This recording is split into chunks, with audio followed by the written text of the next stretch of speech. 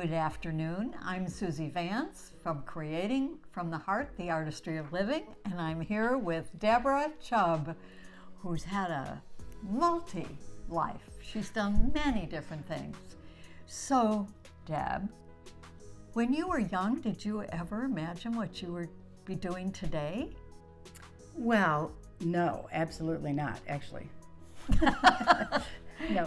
Deb is now running for office, but we'll get there in a minute. So as you morphed along, I remember when you were practicing law in Michigan City for a good 7 years, and then something happened that took you to Imagination Station. What happened? Well, I was practicing law. I had my own little practice, and so and I really had to have my own practice because I was a single mom of 2 little kids, and there really wasn't a firm that was going to hire somebody who was going to be struggling with childcare, needing time off if someone was sick. And I knew that would never work. It would just be an untenable situation. So I opened my own little practice, and it was great. But then there were several reasons I think I moved away from that. I had these 2 little children, and I found this little child care center called Imagination Station that was very good, and it was in Michigan City. And so I enrolled my 2 kids into that program. And when you're an attorney, everyone wants you on their board. And so they asked me to be on the board, of course. And so I said yes. And so I was on that board and was really enjoying the discussion with the president, Jan Katz, because it was really full of all kinds of great vision for improved quality of childcare and early childhood education, and really providing access to women of all income levels to high quality childcare. And so that really appealed to me. When I was in undergraduate college, most of my study was in early childhood education. Oh, look at that. So, yeah. And you just didn't know it was going to show up in that way. Right. So, and I thought that when I was an undergrad that I would be in that profession. But I got kind of close to the degree, and then I realized I did not want to live in a classroom. I did not want to live in a child's world. Good for you for saying, no, not to that. Yeah. So then I, bailed. And you became a lawyer. And I went to law school instead. And then they asked you on the board, and you revisited it again in another role. Right. And so so it's the people that you're working with who were just wonderful. And then it was really just the challenge. There was so much to do. Right. And I love nothing more than something that seems kind of impossible, apparently. So I was really happy on that board working with that group, and then really helped them write some grants to support building a new building. Yes. And then as that progressed, it became apparent that they really needed an executive director. And so it occurred to me that, maybe I would do that. And so I did. And I will say, practicing law was, it was okay, but I did mostly family law and really mostly representing women. Yes. And really was tired of banging my head against the wall and, I remember those days. Yeah, trying to get a good settlement for women and, Which impacts a very few number of people. And here you were impacting families. Right. Kids. Amazing. And that was a lot of it, that I felt like one at a time, this is tough. Here I could really do so much more for so many more women. And then it even expanded beyond that, because you eventually the Imagination Station took over Head Start.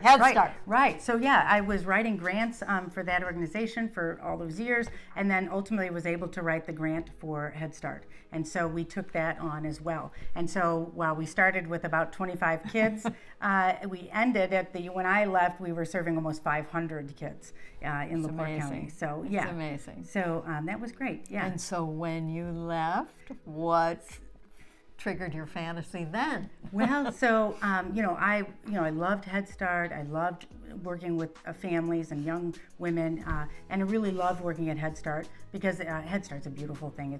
It's really so comprehensive.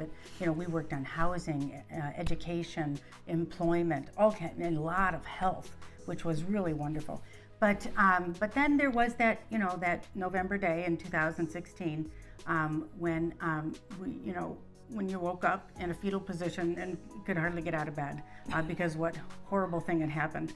And then around 2017 realized, I couldn't just keep doing the same thing. I really had to do more. I'd always been involved in politics, always supported Democratic women candidates, but really knew I had to do a lot more and could see what was happening at the state level as well in Indiana. Really, you have to admit, a very clever strategy by Republicans nationally to take over state houses all over the country.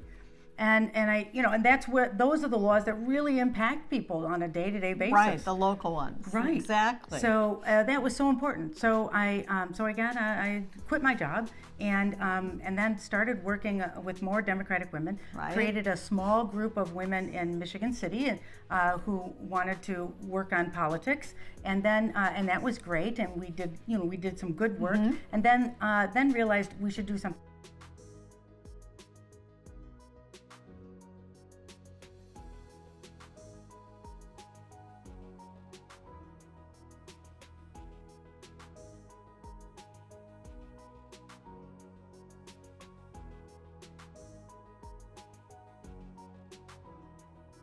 I ended up there.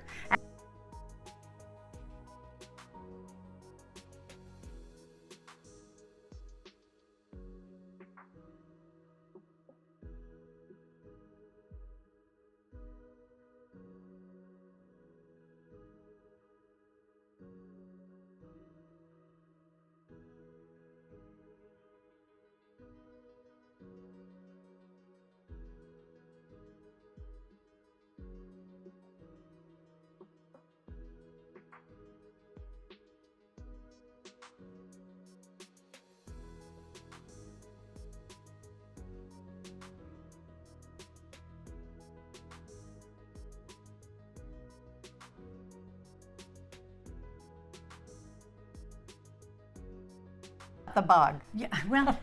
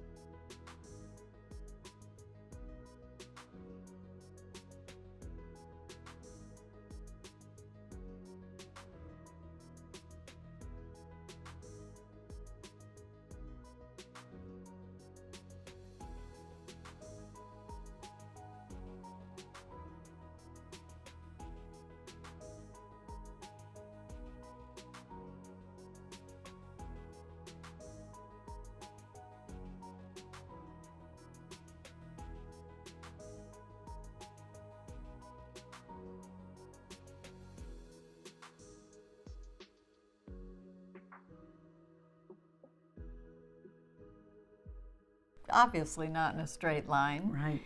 Do you have any advice to give young men as well as young women about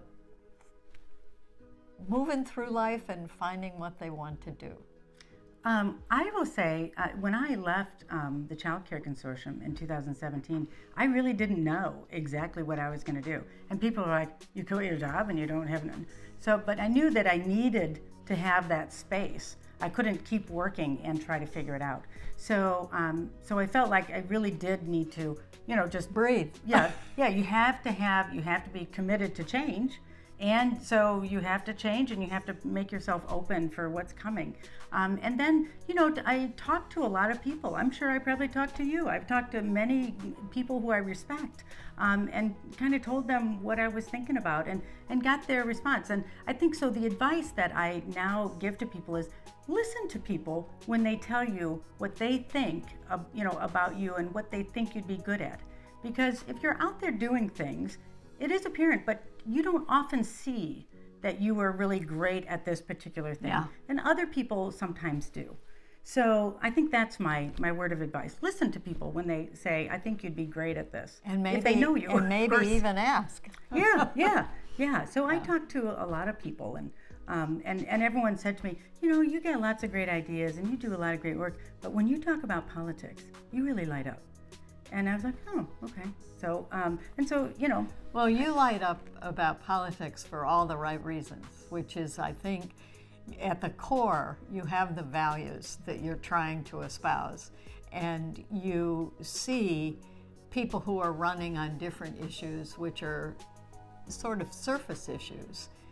But you're really in there for the long term, reinforcing the values of families and children, mothers and fathers, working people that would really like, in their own ways, to make a difference. Right. Equity, between genders, between, socioeconomic levels. That is huge. Right. That's a big deal. And people need to feel like they have an equal chance at education, at, employment, at, financial security. So if people wanted to reach you, where would they go? They wanted to chat. What would they do? Yeah, so probably the best way right now to reach me is debforindiana.com. There's a place to sign up where you can reach other emails come to me and I can respond. And there's a phone number on there you can call as well. Good. So yeah, love to chat to people and help when I can. Yeah. Thank you very much. Yeah. We've had a wonderful time. Suzy Vance, Creating from the Heart, the Artistry of Living. See you next time.